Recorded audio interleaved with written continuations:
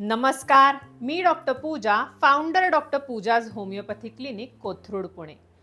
0 ते 6 महिन्यांच्या बाळांमध्ये होमिओपॅथिक औषध निवडायचं कसं? 0 ते 6 महिन्यांच्या बाळांसाठी योग्य होमिओपॅथिक औषध निवडणं हे अनेक होमिओपॅथसाठी आव्हानात्मक असतं. विशेषतः जेव्हा आपण माइंड मेथडवर काम करतो तेव्हा या वयोगटातील बाळांकडून मानसिक लक्षणं मिळवणं शक्य नसतं. अशा वेळी बाळाचं निरीक्षण करणं अत्यंत महत्त्वाचं ठरतं. या वयोगटातील बाळांची केस घेताना काही महत्त्वाच्या टिप्स कायम लक्षात ठेवा. Observe the child.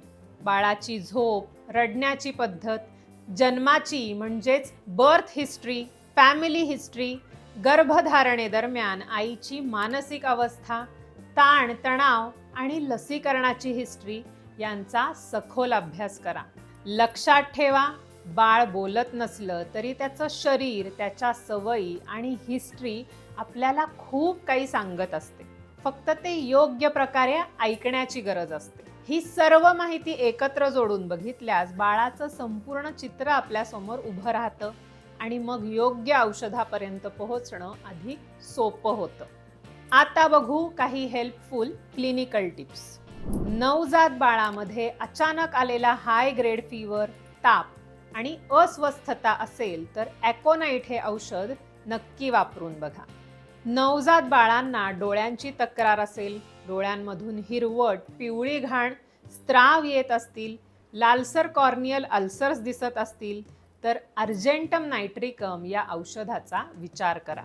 बाळ दिवसभर व्यवस्थित शांत असेल पण रात्री मात्र सतत रडणारं, किंचाळणारं, अस्वस्थ होणारं, चिडचिड करणारं बाळ असेल तर जलापा या औषधाचा फायदा होतो.